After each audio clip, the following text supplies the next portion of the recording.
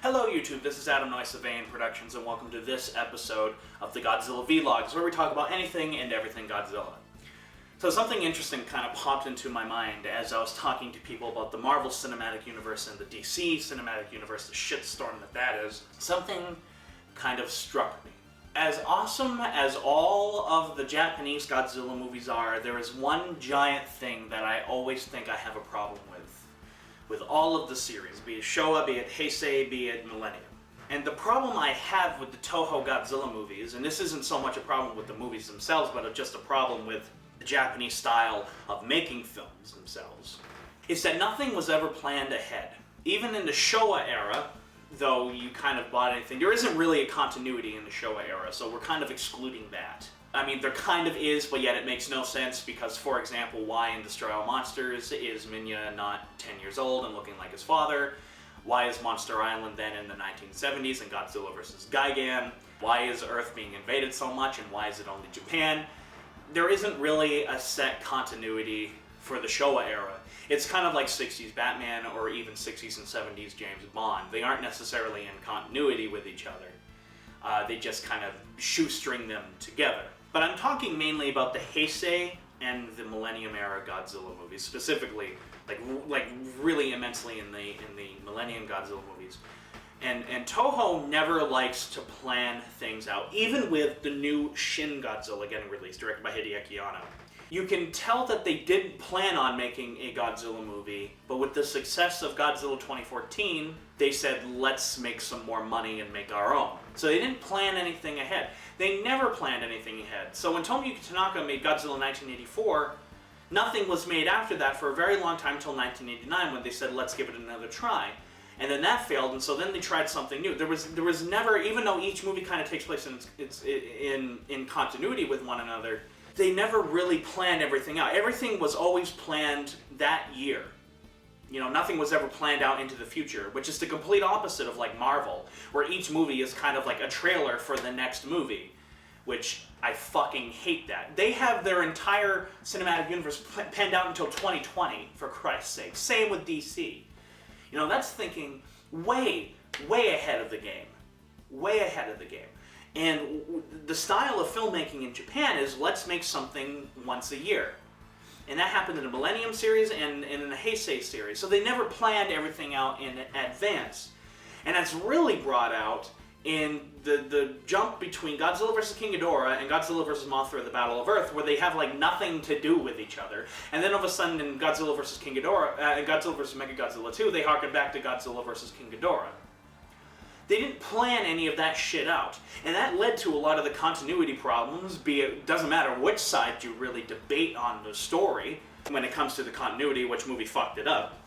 Godzilla vs. Space Godzilla or Godzilla vs. King Ghidorah, I still think it's Godzilla vs. Space Godzilla. That fucking piece of shit. Because they never planned out this universe ahead of time, they created things on the spot, which does have its benefits, but for the most part has its disadvantages.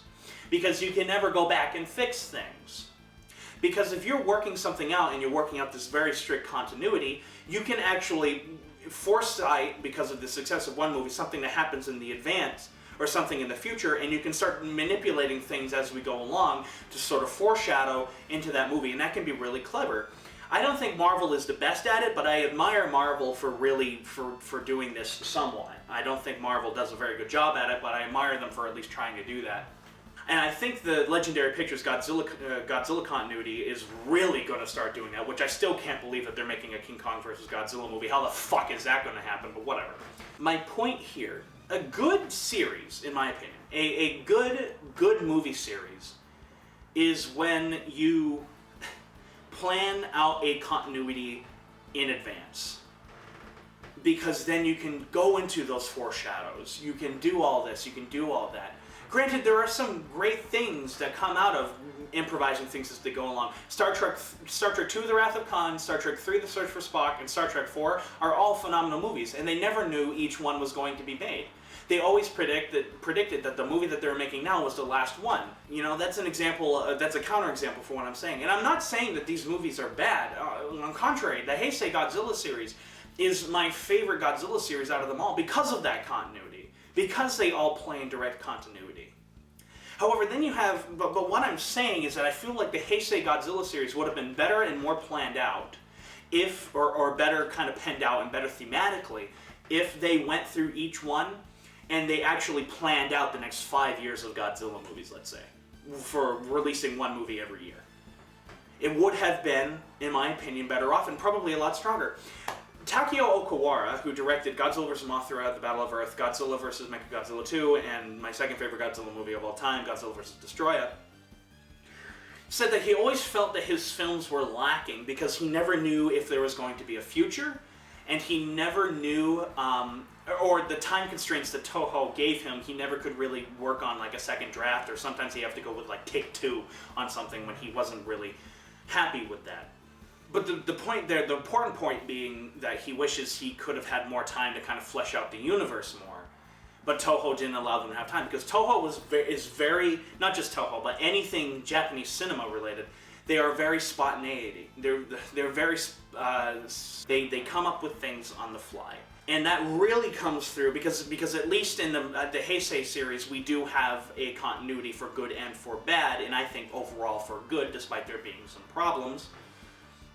In the Millennium series, this is brought forward tenfold. And the only reason why Godzilla 2000, beautifully directed by Takeo Okawara, by the way, the only reason why that film was made was because of the disastrous effect that Godzilla 1998 had. And I'm not even going to get on that debate. But because 1998 failed so miserably, they suddenly rushed into production Godzilla 2000. They weren't originally going to bring back Godzilla until 2004, for his 50th anniversary. That was Toho's original plan. But they had to rush something into production, and that turned out to be Godzilla 2000. That movie literally had like 3 months to be made. It was on such a tight shooting schedule. It was utterly ridiculous. The fact that the movie looks as good as it does is an utter miracle. But in the Millennium series, there is zero continuity at all between each Godzilla movie, with the exception of Godzilla against Mechagodzilla and Tokyo SOS. No continuity. None. And that just shows how directionless Toho was in making their Godzilla movies. Sure, we have some really good movies. GMK and Godzilla against Mechagodzilla, I believe, are two absolutely outstanding movies, and they are not in continuity with each other. But the point is, just imagine what Toho would have done if they did something in 2004. Even in 2004, I honestly don't believe they would have even penned something out. They would have penned something out. They would have done, quite frankly, what they're doing with G2016, with Shin Godzilla, and they're just making it up on the fly. They're saying, okay, make a movie. Okay, let's do that. They're giving them a very short period of time to work, which is the downfall of that kind of studio system that Japan has. I mean, there's a lot of benefits with that, considering the fact that they use less money, and therefore filmmakers have to be more creative, but there's also the disadvantage of that, which of course is what I'm talking about here, is that you can't really plan things out. The only two in the Millennium series that actually take place in continuity with each other are Godzilla against Mechagodzilla and Godzilla Tokyo SOS. And the director of that, Matsuko, I forget his first name, but Tezuka, I should remember his first name because I met the fucking guy and had a nice conversation with him. He had to beg Toho to let him come back and work on Godzilla Tokyo SOS to continue this continuity with Mechagodzilla, with Kiryu. He had to beg Toho to come back, and luckily Toho said yes. I mean, I think Tokyo SOS is an extremely flawed movie, but I love what they do with Mechagodzilla. I think what they do with Mechagodzilla is pretty damn beautiful, and very, very well executed, in my opinion. But it's like, and what I mean by none of them take place in continuity is they all basically erase all of the previous Godzillas except for the original. They treat the original Godzilla like it's gold, which is what I'm curious about in Shin Godzilla. In Shin Godzilla, is it going to be a direct sequel from 1954, which I kind of hope it is, because Legendary Pictures Godzilla is a complete and total reboot. I kind of hope Shin Godzilla is a direct sequel to the original. Or Shin Godzilla going to be its own thing. I already said which one I prefer it to be. But each one of with the exception of Godzilla 2000, Godzilla 2000 takes place in its own continuity period. It's never really explained. All we know is that Godzilla is here and he's here to stay. And I even admire in Godzilla vs. Megaguirus the kind of fake continuity they have. Godzilla does attack in 1954, but he wasn't killed, and he kind of comes back every once in a while, and Japan always has to be ready for that. I like that. It very much so actually reminded me of Legendary Pictures Godzilla, though I think in Godzilla vs. Megaguirus it's unbelievably clunky, and they could have easily have expanded on it even more. GMK is the first one to really be an absolute positive direct sequel to 1954.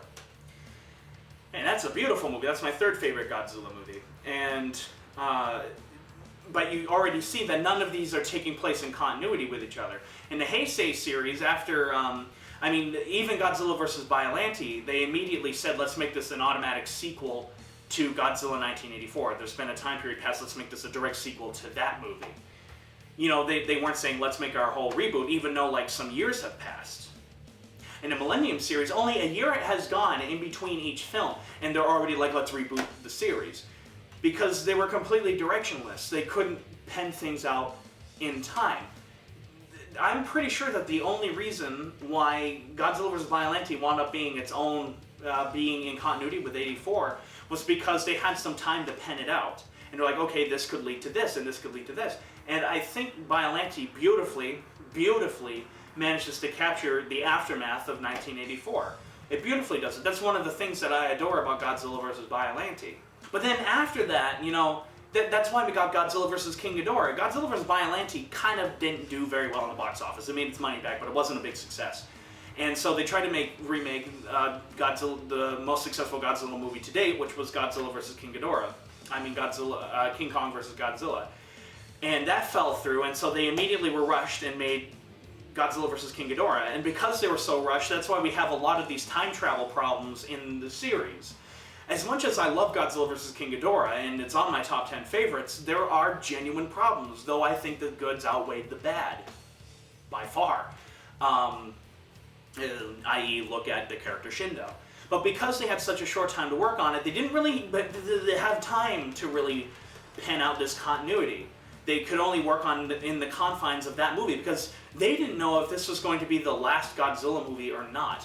In fact, each Godzilla movie was made like that. They didn't know if it was going to be the last Godzilla movie made or not, so they treated it like it was the last Godzilla movie. I couldn't help but think, what if Toho had just approached, you know, Omori or Okawara, anyone, any director, and said, okay, we're going to release Godzillas for the next 5 years. Make them.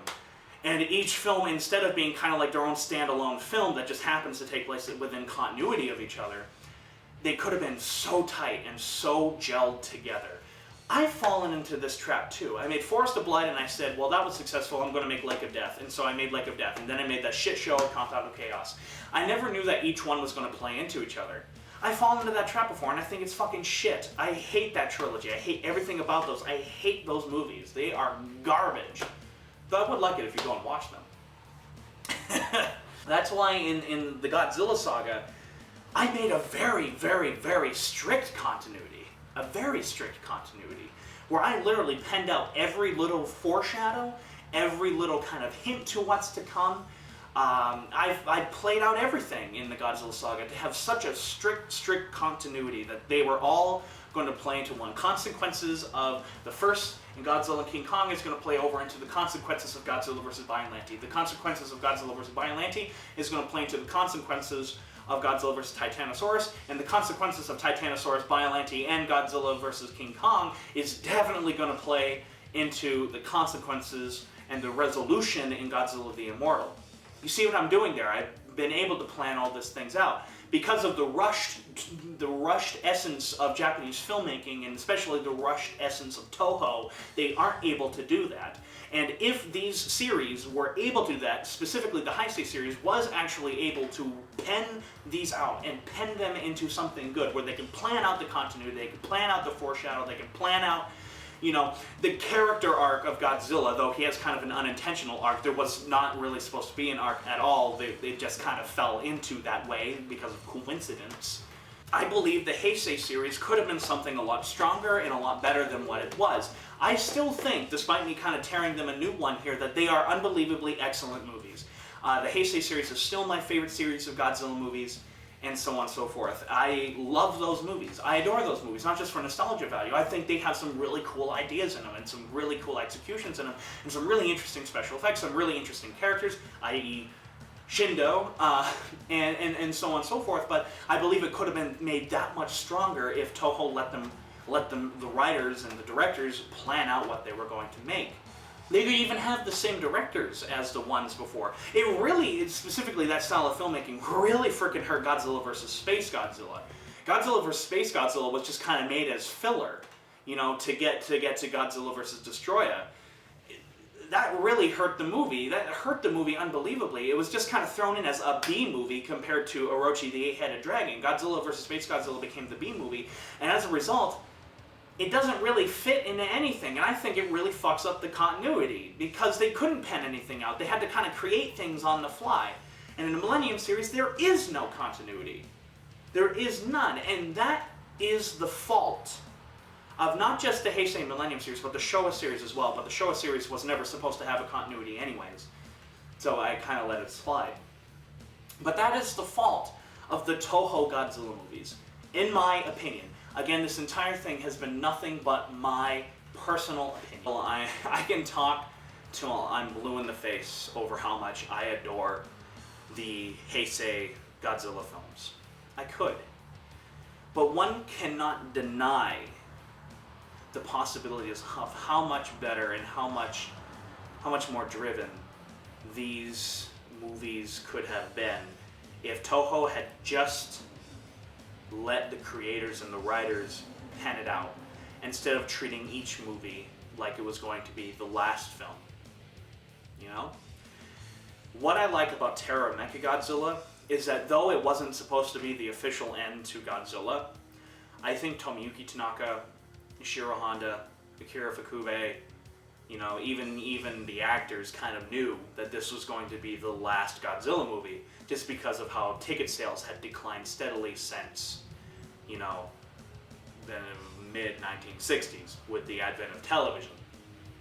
And because they knew that they had to kind of bring Godzilla back to its roots, and made it a very dark and brooding movie. Ishiro Honda made it a very dark and brooding movie, very much in tone of kind of the original, but yet have the essence of mid-60s Godzilla, which is why I love that movie so much. It's my favorite movie with Mechagodzilla in it, quite frankly. And because they knew it was going to be the end, they tried to make it a swan song, and I believe they succeeded at that, specifically with the shots of Godzilla going back in the ocean, the whole options of the whole themes of suicide over what's human and what's not. It's very, very great. Takeo Okawara knew that Godzilla vs. Destroya was going to be the last one. Toho had confirmed it, so they tried to tie it in with the original Godzilla as much as possible, and in the process they made, in my opinion, an absolutely beautiful piece of art. An absolutely beautiful work of art that I believe is one of the greatest films ever made. Ever made. Godzilla vs. Destroya. It's such a phenomenal movie that has monster action in it, and it's got great characters with the monsters. Godzilla's character is utterly phenomenal. Human characters are great. Everything, the plot is interesting. The Destroya is fucking terrifying. Everything was good about that movie. It's my second favorite Godzilla film. But I just can't help thinking just how much better these movies could have been as if especially Heisei series, if they were able to pen out a continuity. A true continuity. Not let's tie it in with the previous movie because it takes place in the same continuity. What if they're able to foreshadow things that happened, within the confines of the film? We would have basically had a Marvel Cinematic Universe on a much smaller scale, of course, but a Marvel Cinematic Universe before the Marvel Cinematic Universe. And as a result, I think that is truly, truly the fault of the Toho Godzilla films, is that. Still think they're great. And again, these are all just my opinions. But that's what I think. I think those are the faults of the Godzilla movies. So, hit the like button, leave a comment telling me how much I'm a retard or something like that. Or you can leave a comment how wonderful I am. Either way, I don't care. I love reading these. I love hearing other people's opinions. I do read all of your comments. I try to reply to them all, and it is interesting hearing other opinions. Sort of an interesting episode, I know. So, go on Facebook, like AN Productions for all up-to-date information about what we're doing here at AN Productions. Like Which Way They Walk, which now you can watch it on YouTube for free. Go watch it, please. Plug. Watch my new short film, Fruit, A Gay Love Story. You will have a fruity time, I assure you. Like the Godzilla Saga on Facebook for all up-to-date information on how the writing of those 4 novels are going. And join Geeks for Geeks if you just want to promote your stuff and just talk about geeky shit all the time. It's a fun little group, not many of us. It's a fun little closed group, and it's a great time. It's a great time. I highly recommend it. So, in the end, this is Adam Noyce of AN Productions saying, sayonara.